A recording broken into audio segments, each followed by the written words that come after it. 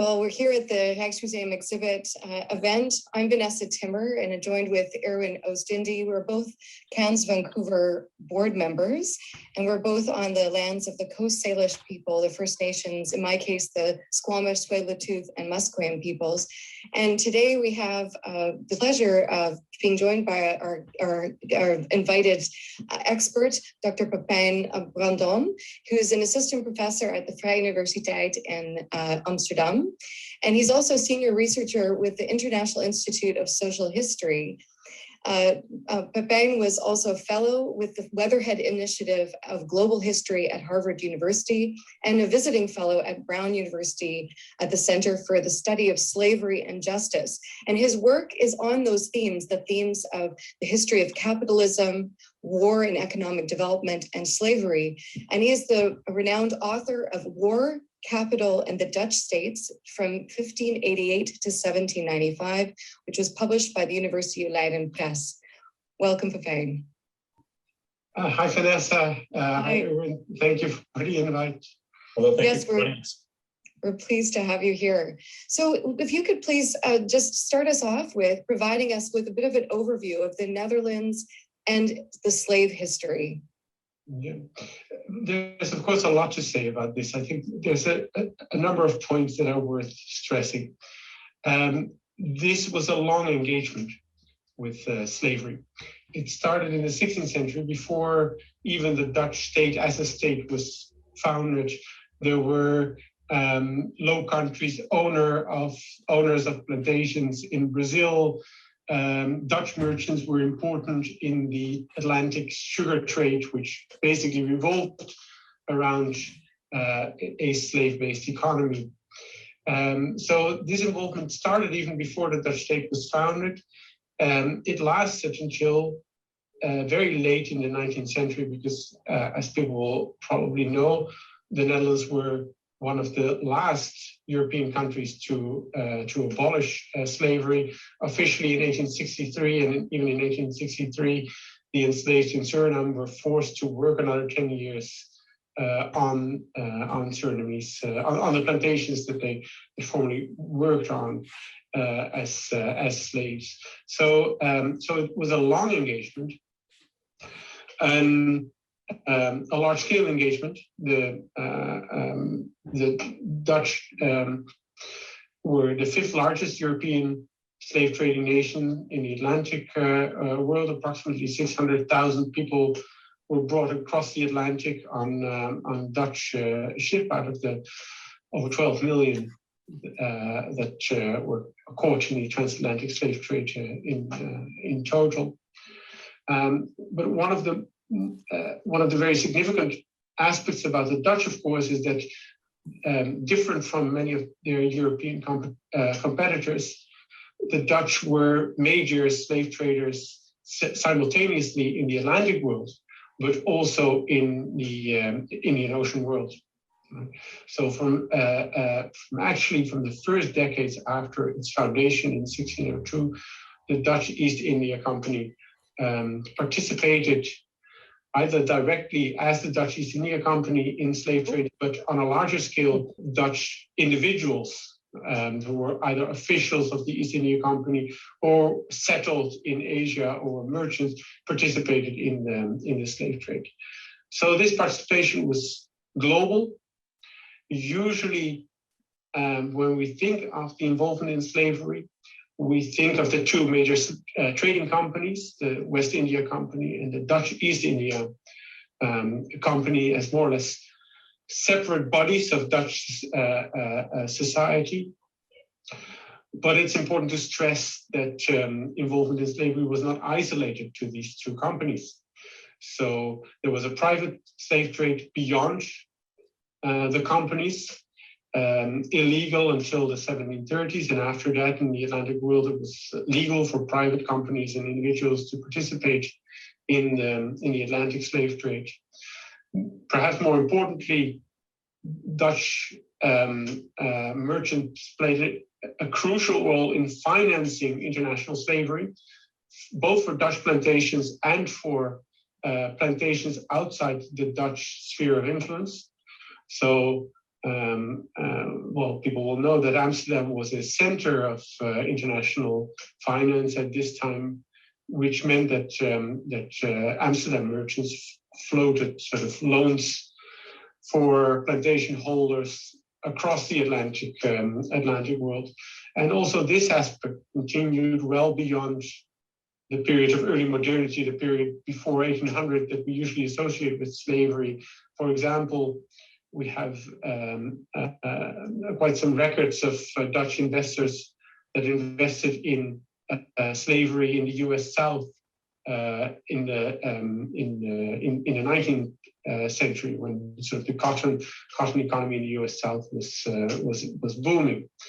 So the important aspect of that, of course, is that the Dutch involvement in slavery was not sort of confined to the spaces that the Dutch formally controlled, but actually included sort of many spaces outside that region. Usually, we talk about the economic side of this, but slavery is never only an economic system; it's also a system of sort of power relations. It means that Dutch courts were involved in legalizing slavery and sort of and in handling sort of court cases that were about sort of the continued presence of enslavement and sort of the keeping people in slavery. It means that Dutch philosophers, religious thinkers thought about the implications of slavery, either because they were against it or because they defended it. It means that there was, although probably far too little, but there was a social debate about sort of the meaning of slavery that increased in the decades running up to emancipation. So to sum up, this is a long history with sort of many important sides to it, and I think we've only just begun scratching the surface in terms of understanding the implications of this history for Dutch history in a wider sense. So critical what you're mentioning around the fact that the slave trade and the slave history with the Netherlands is not just about the Netherlands' economic development, nor is it just in the Dutch colonies or in the Netherlands itself, but extends much farther because of the role that it played in the financial support of this. And so that's such a critical piece, because really what we're talking about is how the Netherlands is connected to the history of slavery more generally, and as well as specifically within the Netherlands. You mentioned, am I correct, 600,000 slaves over this period of time. Is that correct? That it's in the transatlantic slave trade. In the transatlantic slave trade. Can you speak a little bit about where slaves were captured, where these people originally were, where was their home, and where did the slaves, where were they captured and brought to these different colonies into the Netherlands? So there's I think a parallel here between the Dutch and other European participants in the transatlantic slave trade. The main capture areas shifted over time, but overall, Angola, what was then called the Angola Coast, which and the Kingdom of Congo, so that's West Central Africa, was in quantitative terms the most important. The Dutch also were major slave traders in the region that is now Ghana, especially around their fortress Elmina, which became the headquarters of the West India Company in Africa. On a more minor scale, the Dutch traded also in Senegambia, where they in the start of the first half of the 17th century controlled a fortress on the island Gorée before the Senegal coast. So that is a wide area where, of course, as other European nations, the Dutch were the traders along the coast. They depended on the internal slave trade in Africa and alliances with African rulers and and other elites for the supply of enslaved people. And of course, they themselves then also were a factor in sort of ramping up the demand for slavery, which transformed sort of patterns of slave holding as well as slave trade that were internal to these regions of Africa. Now, when it comes to the Indian Ocean slave trade, the area from which people were captured is even broader, and it includes parts of the of East Africa. It includes Mozambique and Madagascar in particular, and then ranges to large swaths of the Indian coast, to various zones of enslavement in Southeast Asia. Great. Yes, that's, in a moment I'll share that that has a lot of personal connection for me as well. And this was where people came from, where enslaved people came from, and who these people, who the slaves are and were. That was really the focus of the Rijksmuseum exhibit. And Dr. Felieke Smulders, Evelien Sint-Nicolaas, Maria Holtrop, and Stephanie Archangel were the curators, and one of the choices that they made was really to focus the exhibit on the personal stories of slaves. The whole Rijksmuseum exhibit, of course, is focused on that. Have you had a chance to actually go see the exhibit on slavery at the Rijksmuseum?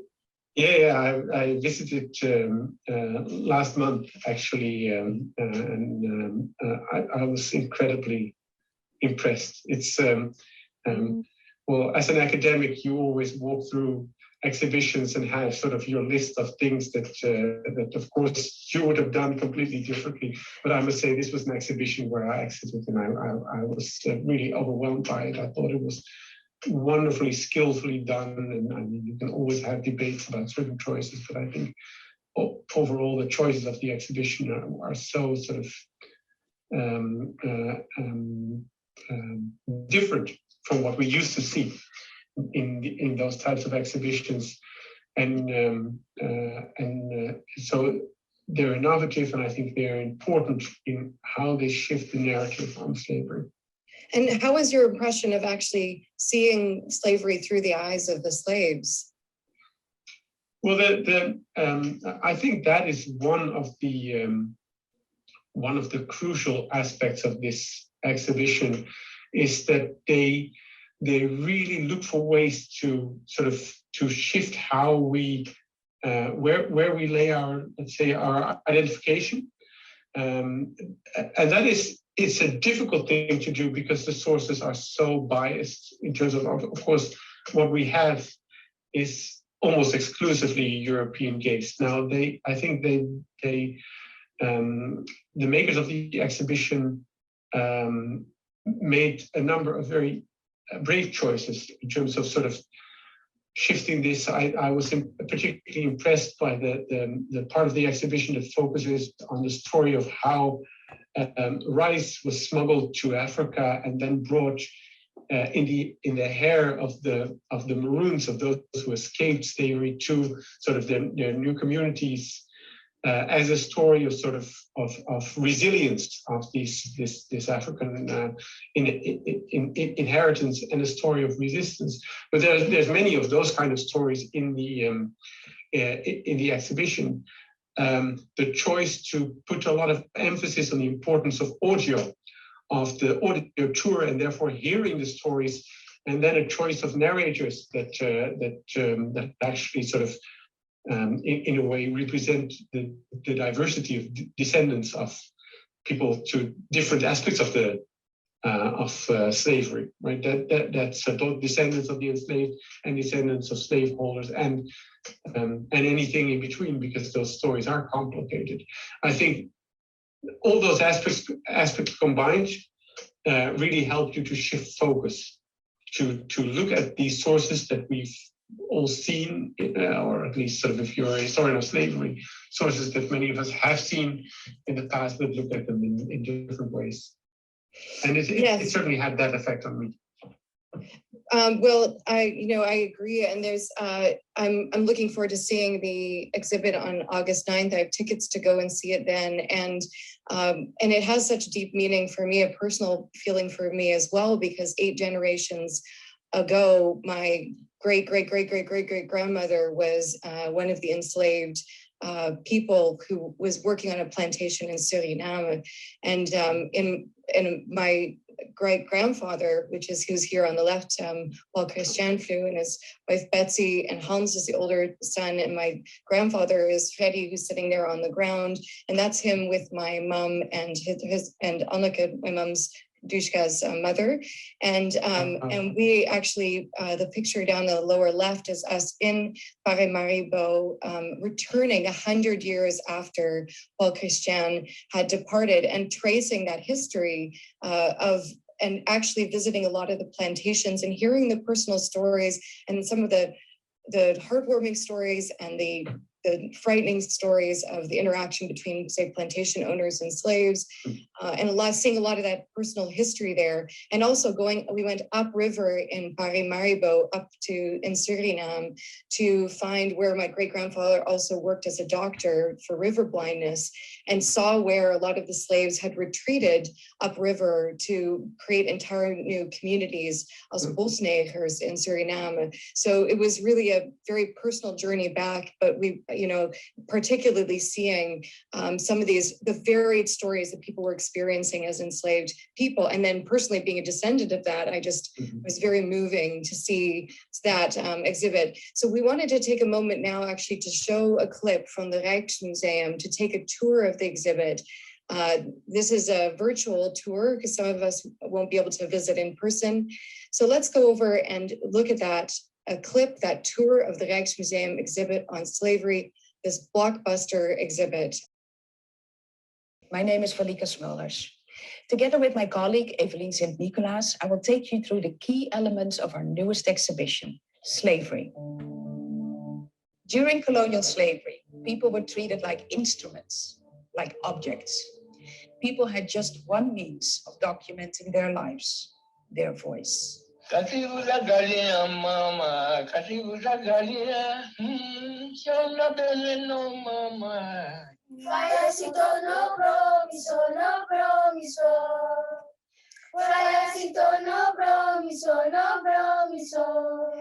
To make this sensitive subject comprehensible and relatable for all audiences, we decided to focus on 10 personal stories. These are the stories of João, Bali, Opium, Paulus, Van Bengalen, Surapati, Sapali, Tula, Dirk, and Loke. In the early 17th century, the Netherlands set foot on the world stage. They wanted to copy countries like Spain and Portugal and be part of the growing European colonial expansion. By starting the Dutch East and the Dutch West India Company, the Netherlands made its ambition to be part of the plantation economy official. In Dutch context, 600,000 people were enslaved and taken across the Atlantic Ocean to the Americas. An even larger number of people was transported to different locations around the Indian Ocean.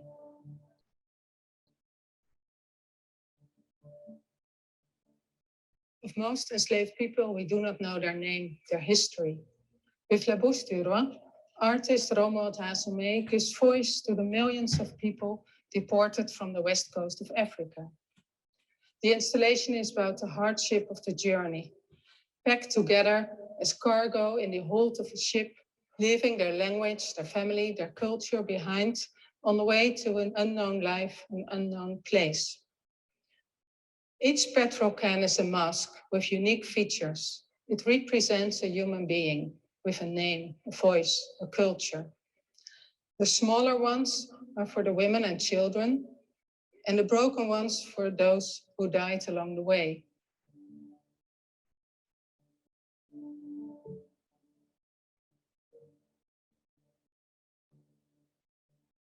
Men, women, and children who survived the crossing were sold on arrival and given new names, like Fortune or Lucky.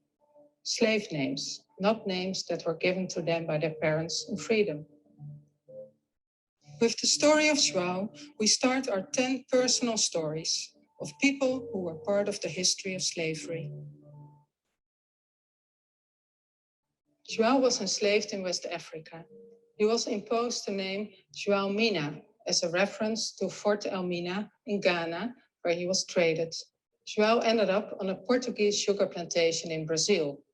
He was able to flee to Dutch Brazil in 1646 and questioned upon arrival by the Dutch West Indian Company. His knowledge was important in the war against Portugal, but also to increase the Dutch interest in sugar trade. Troncos like these can be found on former sugar plantations in Brazil. Several people could be constrained in stocks at the same time to prevent them from fleeing.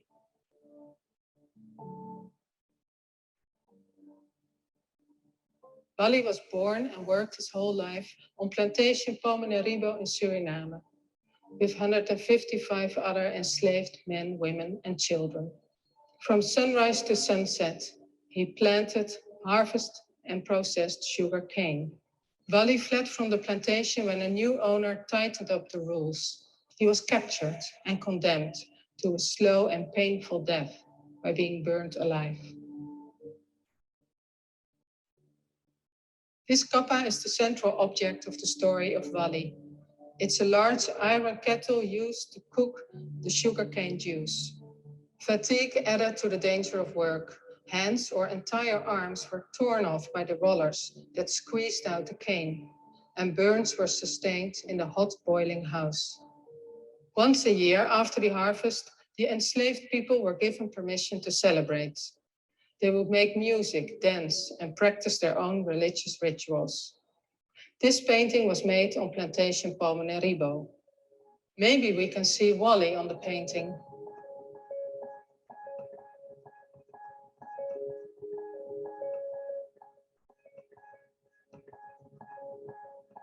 Opium and her first husband, Martin, were portrayed by Rembrandt on the occasion of their marriage. They're spectacular portraits, radiating their wealth. It's money earned from sugar. The history of slavery is not only about the people who were enslaved and slave owners. It's also about those who profited from the system, consciously or not. Opium was a wealthy woman living in Amsterdam in the 17th century. Her life was intertwined with slavery in various ways. Opium married twice. The family of her first husband, Martin Solmans, owned one of the largest sugar refineries of Amsterdam. Opium's second husband, Maarten Dij, was a military who, prior to his marriage with Opium, lived in Brazil. He could provide Opium first-hand information about life in the colony. Slavery was forbidden by law in the Netherlands, but that didn't stop the Dutch from buying people and bringing them to their homes. Like Paulus, who was a servant to the Nassau-Lalek household in the Netherlands in the 17th century.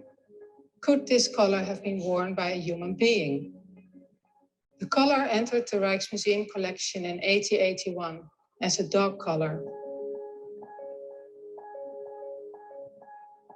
The coat of arms belongs to Anna Isabella of Bavaria-Schagen, wife of the Count of Nassau-Lalek. Paulus was called her Moor at his baptism in 1674, and her husband had himself portrayed with a black young man with a collar.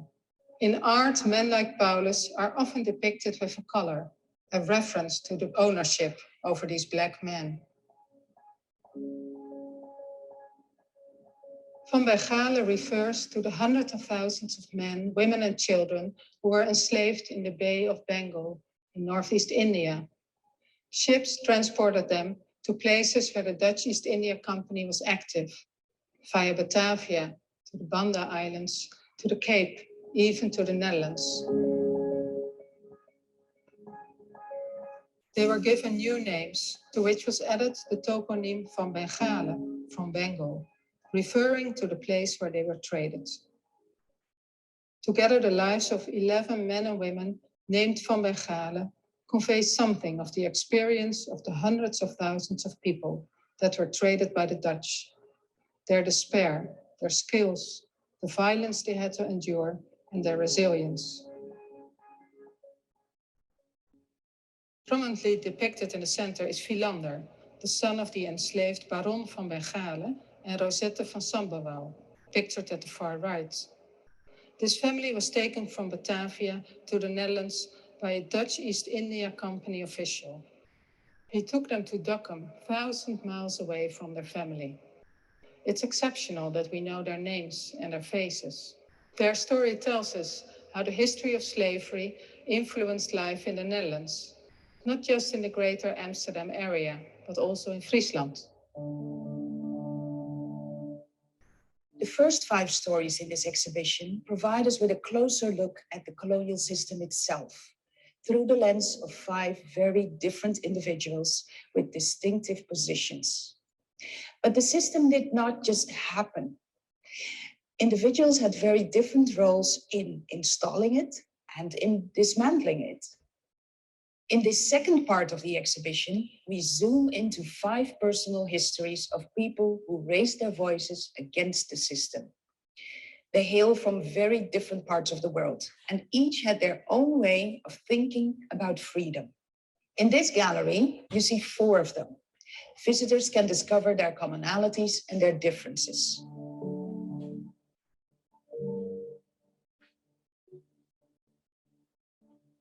Our first freedom fighter hails from Indonesia.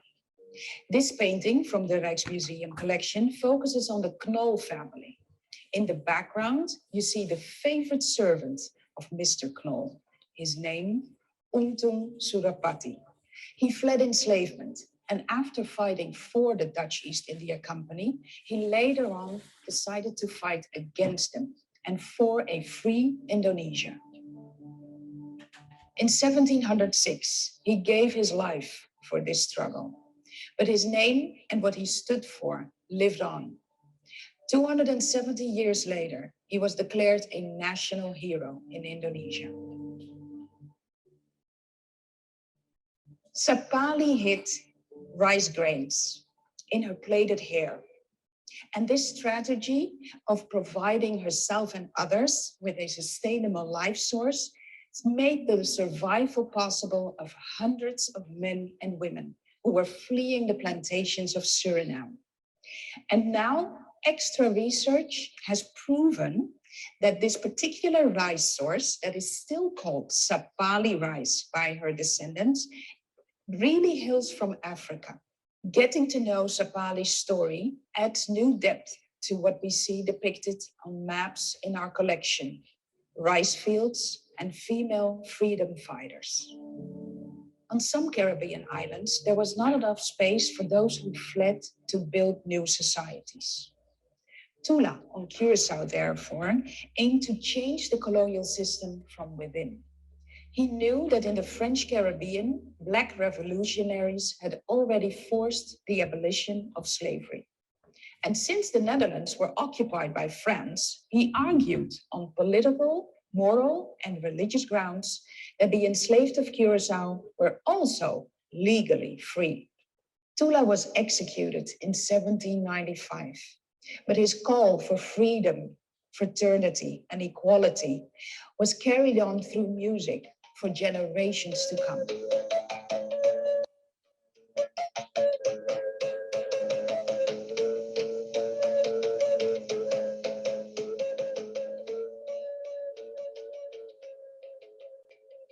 Dirk van Hogendorp prided himself on being an enlightened thinker, an abolitionist. While working in Indonesia, he wrote that the slavery system should be abolished in 20 years. He saw himself as a leader in a new enlightened world.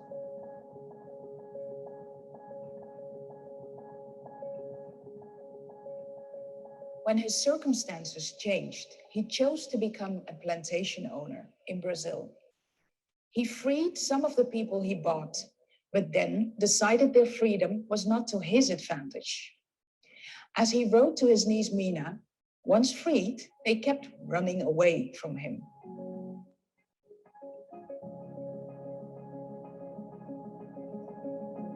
Our last story is the story of Loke, on Dutch St. Martin. Locke kept fleeing, even though as a punishment, her breast was cut off. She inspired so many people that when entire plantations were left without any laborers, the plantation owners pleaded with the crown to please stop the system.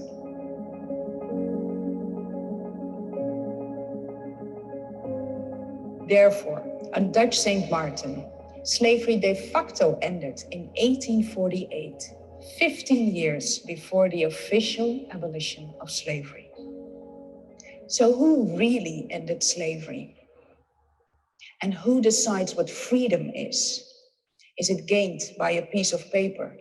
Or is it lived in spite of laws and regulations before and after the abolition of slavery?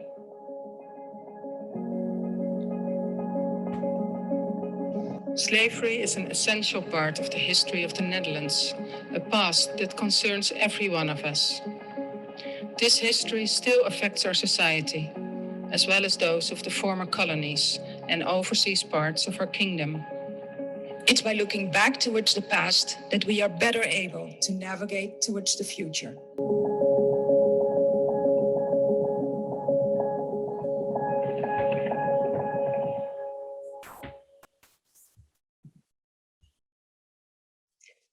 So you've had a chance now to see a little bit of a tour of the exhibit, and it was, I used the word blockbuster before, and that's because Taco Dibbets, who's the head curator of the Rijksmuseum, said that this was really meant to be an open political cultural debate. And he also invited the king on national television to attend the Rijksmuseum exhibit. And this was a really intentional thing to highlight that the wealth bestowed on the Dutch, is beyond those, is not just relevant to those who are descendants of the enslaved, but is actually much broader. So the king being there, this is what I wanted to ask you, Pepijn, what role or impact in general did his attendance on the opening of this exhibit, but also this exhibit generally had on Dutch media and in this and in the discussions around the Netherlands' history with slavery? Well, what I think that you could say in general, and of course the exhibition itself, as well as the visit of the king, signifies this, is that there has been, I think, a belated recognition from sort of the official institutions of Dutch society and sort of politics and culture that this history is important, right? And that it is a matter of national importance. Now that there has been a very rocky history to this. For example, there's still a debate whether the 1st of July, Kitty Kotti, our Emancipation Day, should be a national holiday. But even so for a period, the organization of this of the event, sort of the public commemoration, was in the hands of or was funded by the Dutch government. It cut back on this funding substantially around 10 years ago. So we've been through ups and downs. That's what I want to say for this on this issue.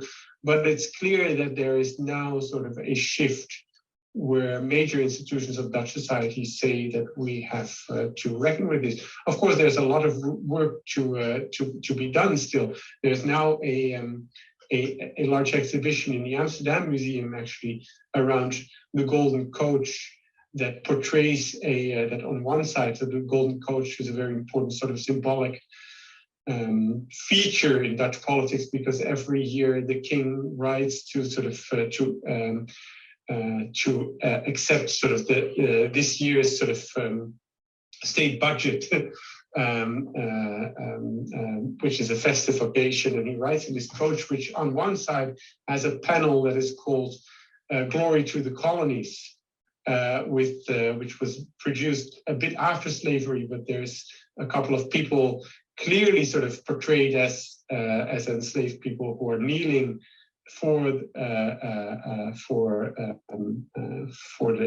the Dutch monarchy on this panel. So there's a big debate about this. There's now an exhibition on this. Of course, there's a long history of involvement of the House of Orange with slavery that has not been sort of. I think that still needs some scientific work in order to sort of get a better grasp of what sort of this history entails. So it's not that there's sort of one exhibition and then we have sort of this recognition is complete, but of course it's an important signal that that the status of this debate has changed. Great.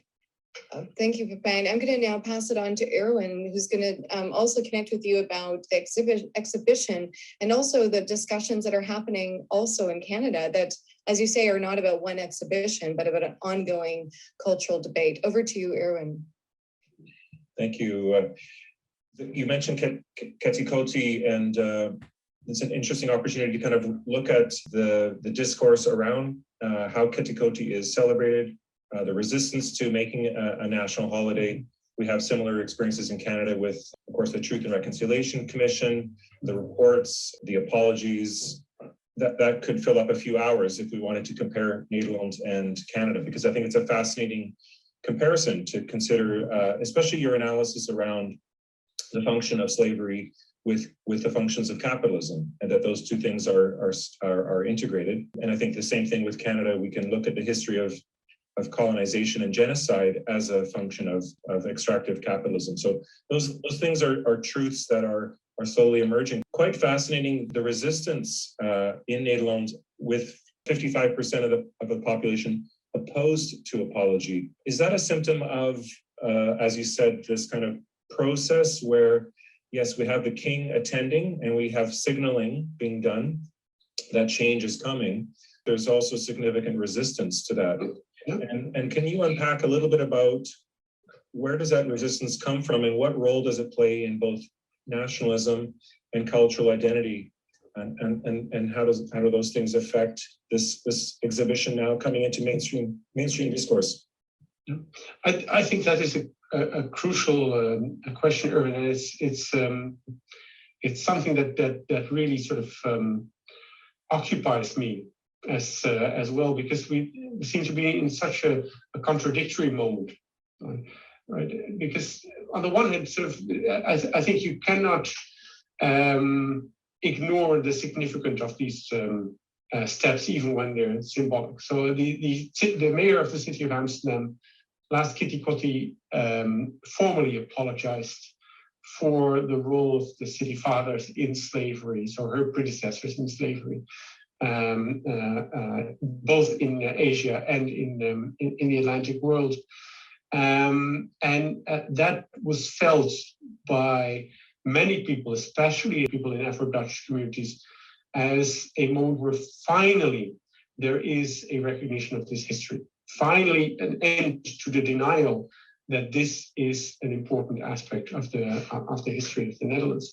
So you have these moves, and that puts pressure on, and there will be a debate on why this was only an apology from the city of Amsterdam and not from the Dutch state, right? And actually, this debate is already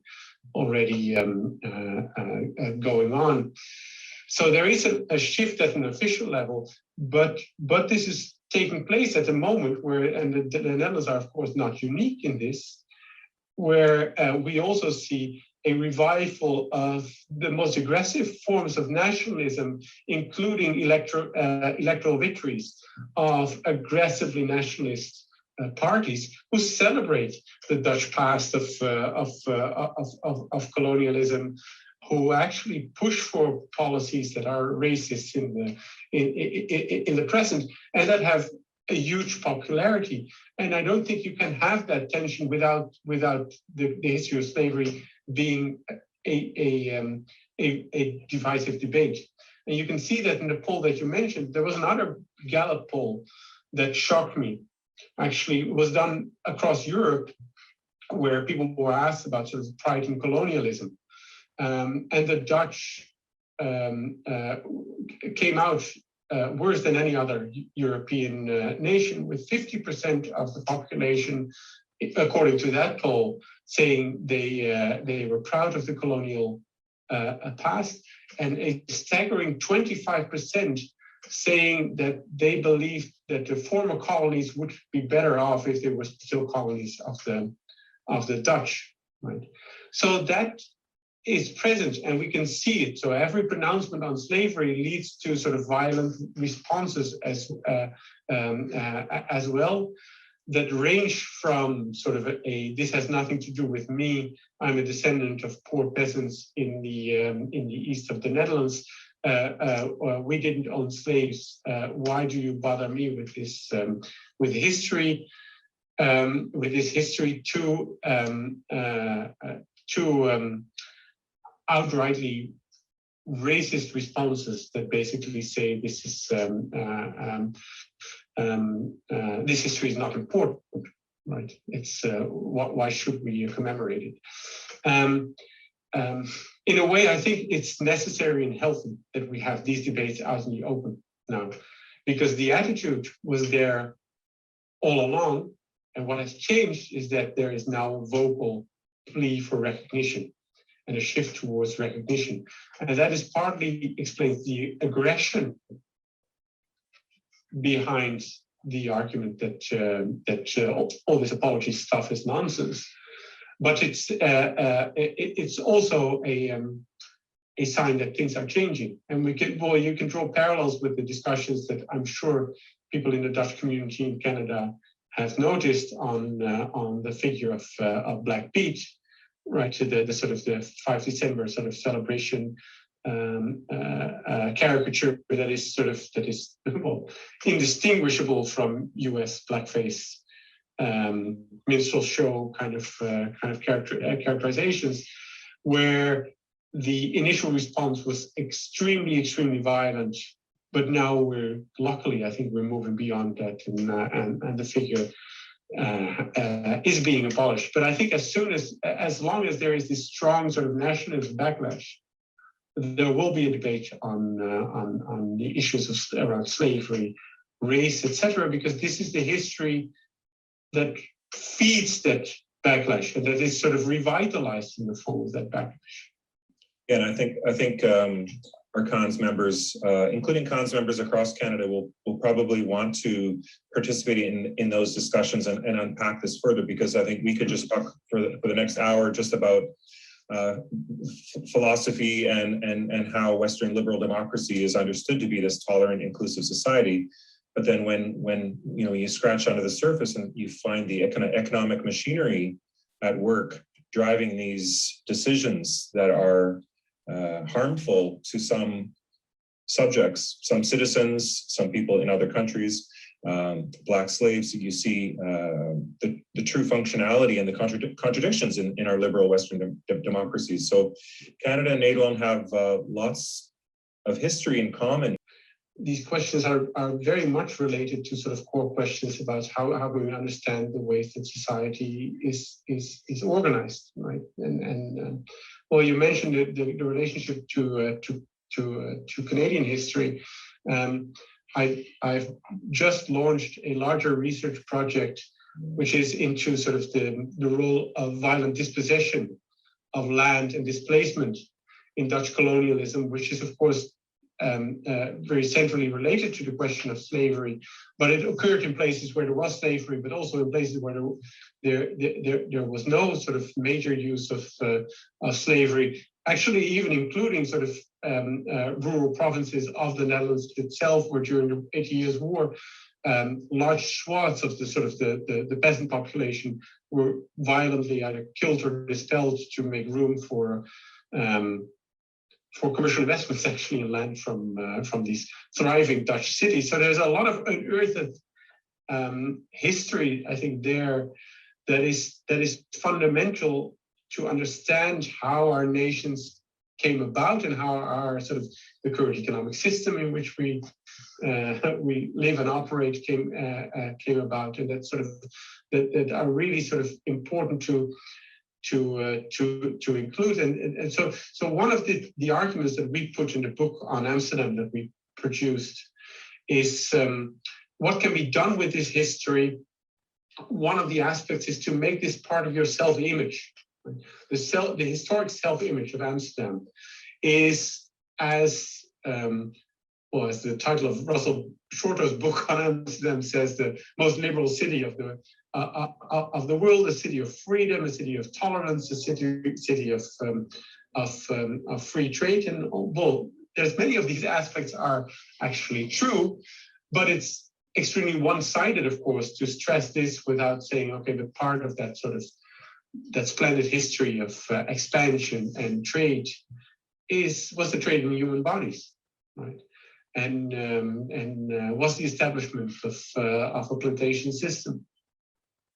The book, I'm really fascinated by the book because it's both an educational device, but it's also engaged scholarship. And if you could just share with us the functionality of the academy, of scholarship, of applied research, and what is the role of scholars now in this conversation? You're obviously central in it. We watched you on the NOS Journal program. You're in the media, but in particular, it seems very, very unique and exciting almost for us in Canada to see when we look at the role of academics in the conversation around reconciliation. The fact that you've published a book and partnered with the city of Amsterdam to distribute to, you're distributing this information to the public. And so researchers are actually engaged in this conversation in a very applied way. Yeah. So let me tell you something about the origins of the book, which is called the Slavernij in Oost en West in Amsterdam onderzoek, slavery in East and West, the Amsterdam report. It was produced because the city government was debating apologies, and they sort of about a year in advance, which is much too short a time, but in the summer of 2019, I received a phone call and I said, so what we would want is to know what we're actually debating about, sort of what then was the extent of the involvement. So what we said is, what we cannot do as historians is tell you whether you should apologize or how you should apologize, but what we can do is bring to the fore everything that we know about sort of slavery and the city of Amsterdam, which was actually much more than people realized. So this is one of the important things that you mentioned, sort of from the very get-go, our idea was this should be a collective enterprise, not an individual enterprise. So we included over 40 scholars in this book who have been working on slavery and the Netherlands on a huge variety of topics. Because usually in the media we see 2 or 3 people being interviewed, but there has been sort of mountains of evidence have been collected by researchers in the last decades, sometimes without any acknowledgement. I think of the sort of the Surinamese Dutch scholar Humphrey Lamure, who already wrote a dissertation about sort of plantation economy in the 1970s. So we asked Lamure, Professor Lamure, to summarize his findings for this book, partly also to show that there is this sort of this longevity to this knowledge, right? It's not that we found out about this history yesterday. This has been debated for many decades, and then we can ask the question: why still did so many people not know about this? So the book covers many different aspects of the involvement of slavery, of Amsterdam city government governors. Well, here we see Professor Humphrey Lamure, but of course there are many more people. So you'll see this sort of diversity of the field, and I mean diversity really sort of in every possible sense, because it's not only sort of about sort of unfortunately color lines within academic writing that still exists, but it's also about different types of scholarship have been conducted. The focus has been very much on the economic side, which is maybe I'm lucky in that respect because I focus on the economics of slavery, but it's a very narrow view to watch to view the system of slavery. So we've brought in cultural historians working on slavery. We brought on sort of knowledge from cultural anthropologists who work on the memory of slavery to really show that this knowledge is much broader. That was the book that was published in 2020. I think it was very well received. The conclusions were widely shared in the media, and it's generally been accepted as, okay, here we have the current state of our knowledge on slavery in Dutch society, in particular the city of Amsterdam. It's been followed by many other sort of similar city histories of slavery or projects to create that kind of history. And as you mentioned, a short abridged version of the book has been made and is being distributed for free in the city of Amsterdam. So it's a booklet produced by the city of Amsterdam based on the text that we wrote. And of course, they consulted a lot with us in terms of the factual nature of the language and the choice of images, etc. And then this is being distributed among the population. I hear that sort of, I think over 10,000 copies have now been distributed through libraries in Amsterdam, and there's still a huge demand. I think that is wonderful because in the end, for a topic like this, we don't do this scholarship to sort of to stay within our sort of within our to the four walls of our academic institutions, but there is a social demand for this knowledge, and we have to continuously, I think about the ways that we address this, and also actually educate the population. Not only on the level of sort of that there was this involvement, but also the nuances, the difficulties in understanding this history beyond, let's say, the headlines of this story, but really understand how this system functioned and why it remained functioning for so long. Because of course that also brings us into the present, right? It's not just sort of a system that was profitable for a certain period and a number of people engaged in it. But because this was a trade in human being, it demanded justifications, right? And these justifications are in many ways still with us. There's many sort of aspects of racist or racialized thinking that can easily be traced to the times of slavery that were used to justify that system of slavery, in many ways invented to justify that system. Yeah, and in Canada, we see that debate around terra nullius assumptions. So this notion that there was a righteous claim to the land because it wasn't being used productively, which is embedded in a very, and now we see the consequences of that genocide. And of course, the notion itself goes back to English and Dutch thinkers of the 17th century, right? It existed before, but it was people like Grotius, who is still celebrated as an inventor of international law, who really sort of transformed the thinking about land and its usage.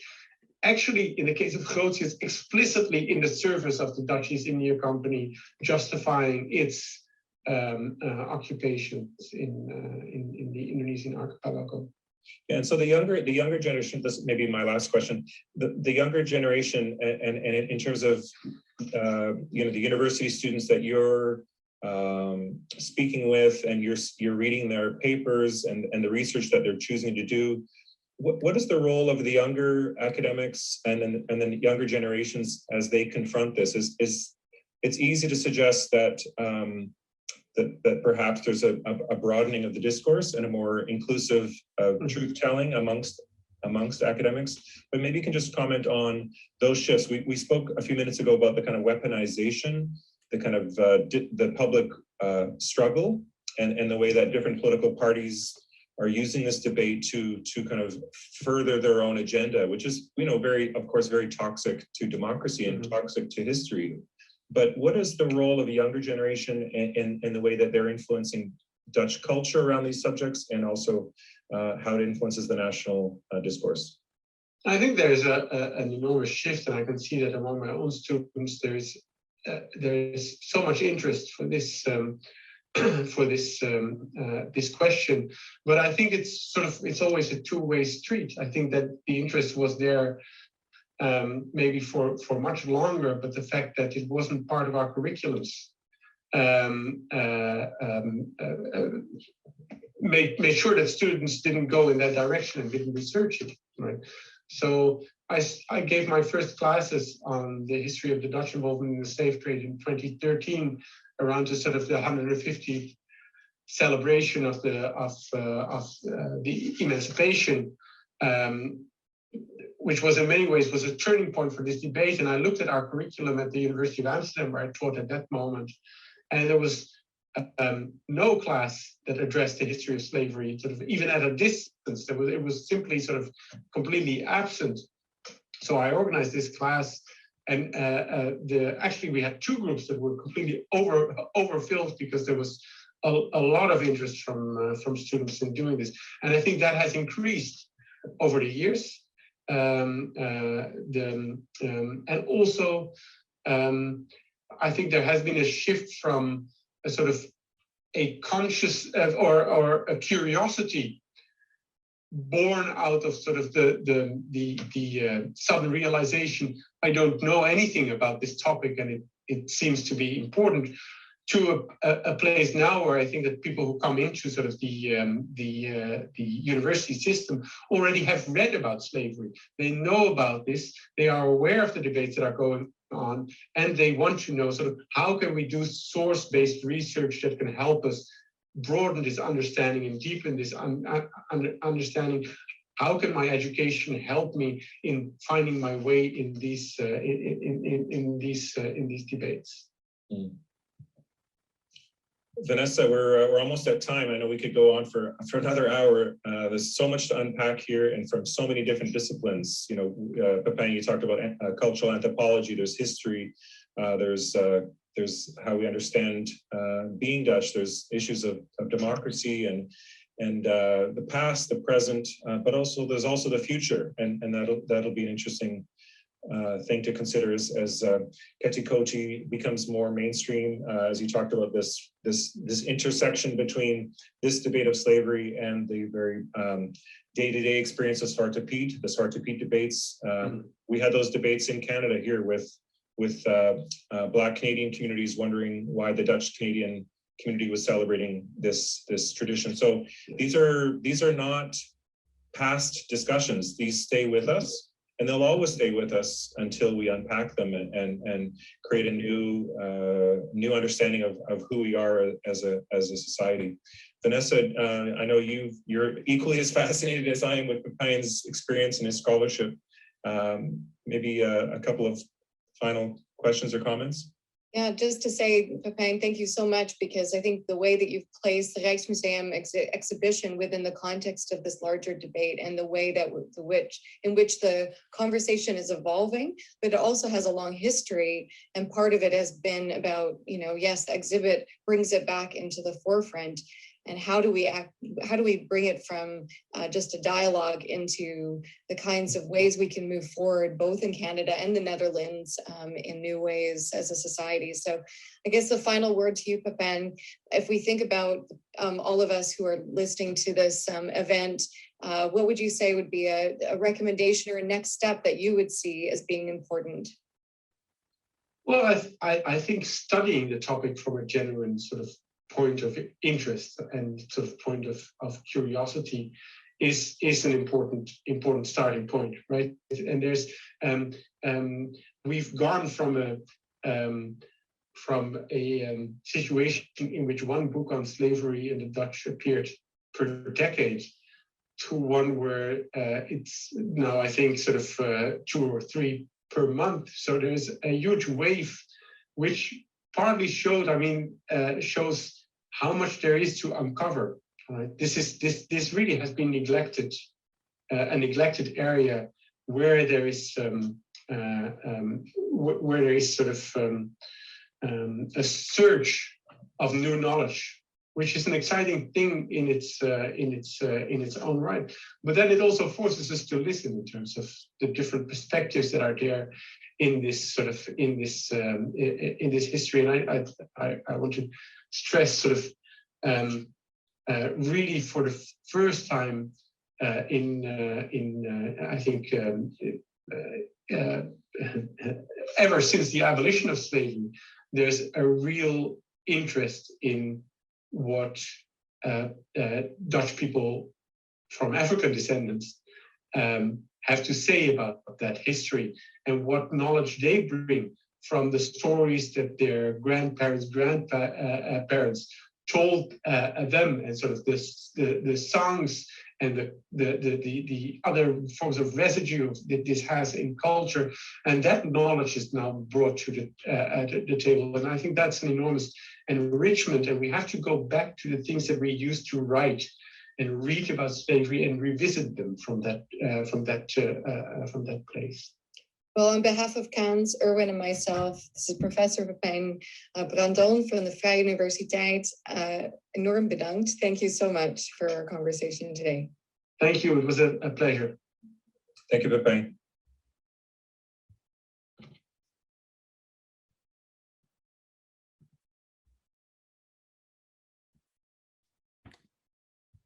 Een lange programma, een goede programma. Thank you, Erwin and Vanessa. It was a wonderful introduction to a big topic, as you said. And I think I think it's a good. Vanessa and I had a good conversation also about how it does reflect research in different disciplines, and I think for Kans Vancouver, it sets us up for our future programming to think about different angles and different disciplines we can bring to the forefront about Dutch history. And I think about how in 2023, there's a big year of acknowledgement of history. And we can think about programming, not just an occasional speaker, but maybe we can involve the public libraries in Vancouver and other Dutch communities across Canada and Kans National in exploring this issue further, because I think we're the first Kans chapter to be embracing this current moment in Nederland, and I think it's an important responsibility, and I'm grateful that everybody joined us tonight to share this time with us with this subject. Interesting to think, Erwin, about the difference between our Canadian First Nations colonial history and the Dutch. Whereas in Holland, they essentially became an economic issue. Whereas here, it's also a land issue, of course, as we acknowledged earlier on. So it's a very different type of reconciliation or truth-telling, as you mentioned before. I was just looking at the reconciliation poll again at UBC, where at the top of the poll, of course, Jim Hart has carved both the First Nations canoe as well as the longboats from the Western civilization, and says, well, we can move forward alongside each other, but as separate cultures, which is different than what will happen in Holland, presumably. Yeah, I think that's an important comment. I think from our position, because as Dutch Canadians, we have this dual responsibility, maybe I would suggest. It creates an interesting opportunity, this relationship between reconciliation in Canada and apology in Nederland. It's a fascinating topic. Yeah, I really liked how he focused also that we should look at it from a point of view as a philosophy and analyze what kind of philosophy were these people thinking and what are we still thinking, and how does it influence decisions that were made then and now, and how we see each other. Yeah. I think Joost Blom would be very interested in the philosophical Hugo de Groot. Yes, I paid attention there. I know you're an expert on Hugo de Groot, so I never was really fully familiar with his philosophical role in how he addressed the matter of land ownership and so on. No, I mean, I don't know all that much, but in his early writings, he was a paid advocate for the Dutch East India Company interest. And so his writings on freedom of the seas and so on were really geared to showing that the Netherlands had a perfect right to go and kick the Portuguese off the spots in the world and so on. Later on, I think his later writing was less sort of partisan. With what he wrote when he was in jail, it kind of was no longer Dutch East India Company, but a more philosophical approach to things, more natural law. But that's just my impression. But he certainly in the beginning was actually known to be paid by the Dutch East India Company. Yeah. And it's to a surprising extent what he argued on their behalf is still good law. Wow.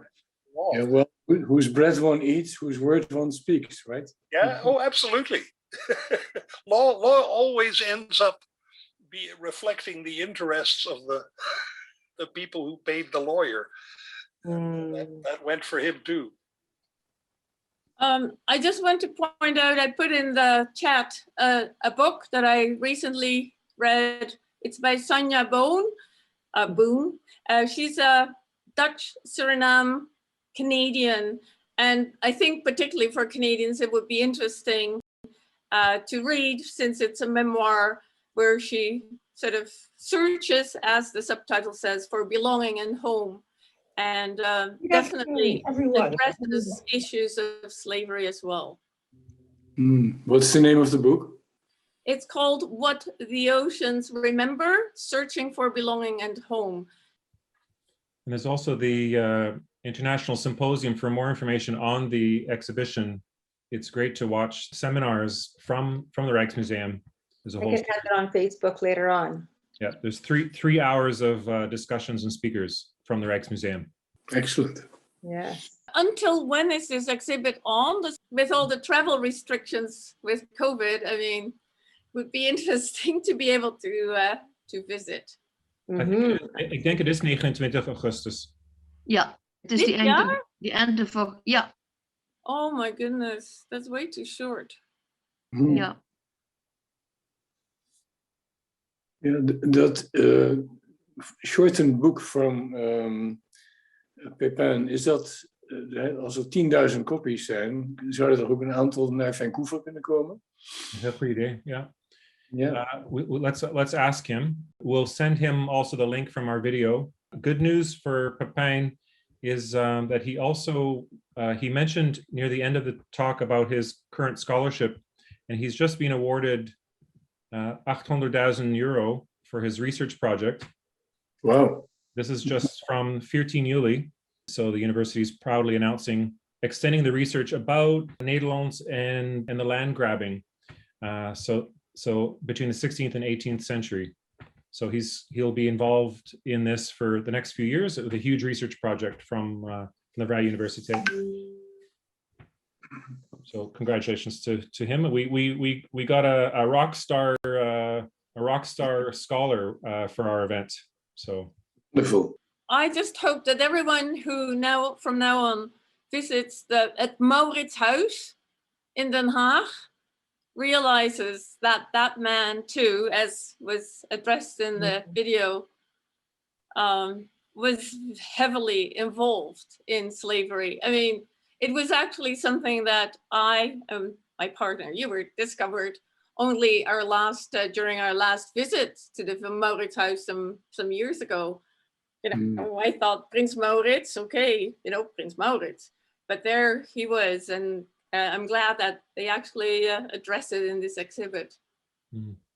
Hopefully we'll soon be in Holland, or be able to visit Holland and visit those places with those ideas in the back of our head. Mhm. Or It is Nederlands, not Holland. that is, There's a difference. yeah. Yeah. In Nederland.